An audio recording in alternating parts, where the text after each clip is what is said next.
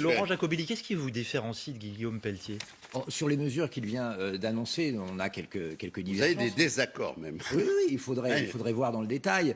Moi, je pense que faire appel est important, c'est même essentiel dans la justice, qu'il faille traiter le terrorisme avec une cour spécifique et des magistrats spécifiques. C'est une proposition que nous portons. Oui, mais c'est pour ça qu'il l'a faite. Ce que je tire, moi, de cette interview, c'est qu'aujourd'hui, effectivement, beaucoup à droite, mais ailleurs, ont compris que nous étions en capacité de gouverner, que ce que nous disions depuis longtemps aujourd'hui est avéré dans les faits, que beaucoup de nos propositions sont soutenues par les Français et apparaissent comme des solutions de bon sens. On le voit hein, en matière de sécurité, on le voit en matière de récidive, on peut le voir parfois en matière d'immigration, même en matière économique, et que donc certains vivent mal au LR la soumission de certains dirigeants au macronisme.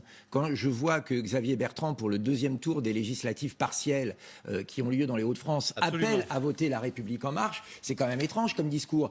Votez pour nous au premier tour, votez Macron au deuxième tour. Je pense qu'il y a des électeurs qui ne comprennent pas. Je le vois dans ma région Grand Est, où je peux vous assurer que beaucoup d'encartés LR jettent leurs cartes et viennent chez nous, parce qu'ils ont compris que cette union, nous pouvions la faire. Eh bien, comme le dit Marine Le Pen, il faut aujourd'hui une union nationale pour lutter contre toutes les insécurités sociales, sécuritaires, physiques bien sûr.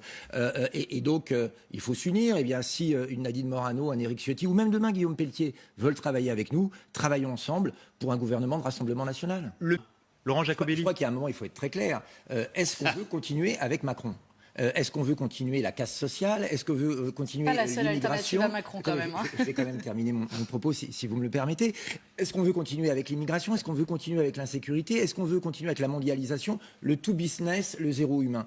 Nous, on a une proposition alternative. Et il n'est pas anormal qu'un parti qui semble peu à même d'être au second tour, comme les Républicains, doivent se prononcer. Et je trouve les positions d'un Pelletier ou d'une Morano ou d'un Ciotti quand même plus claires que celles d'autres dirigeants comme M. Jacob ou M. Muselier qui disent « je suis dans l'opposition aujourd'hui, mais demain, comme un toutou, je rejoindrai M. Macron pour défendre ce système ». Donc on ne peut pas leur en vouloir et surtout on ne peut pas en vouloir aux électeurs qui, eux, très majoritairement, franchement, en ont marre de Macron et reconnaissent que Marine Le Pen, avec son programme, avec sa stature présidentielle aujourd'hui et en suivant les sondages, est la seule à même d'apporter l'alternance. Eh bien, ces forces d'alternance, qu'aujourd'hui elles s'unissent à travers des hommes et des femmes de bonne volonté, c'est une bonne chose pour le pays que ce rassemblement, cette union apparaisse. Et arrêtez avec le Front républicain. Non, mais pardon, on a le droit de s'allier au Rassemblement national comme on a le droit de s'allier avec la reine. Ça s'appelle la stratégie du coucou. Quand on n'a pas de nid et vous n'avez pas d'implantation, on choisit l'oiseau le plus faible et on loge dans son nid. C'est ce qui s'est passé en PACA où Muselier,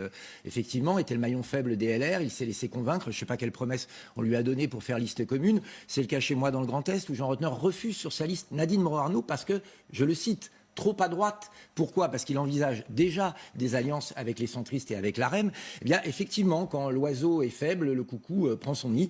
C'est pour vous un moyen assez intelligent, je le reconnais, d'avoir des élus. Pas forcément glorieux, mais c'est un moyen intelligent. Là où c'est plus grave, ce sont ces présidents de région prêts à trahir leurs électeurs républicains, ceux qui viennent du gaullisme, etc. Et là, pour le coup, ça laisse pantois sur la force des convictions de ces hommes-là.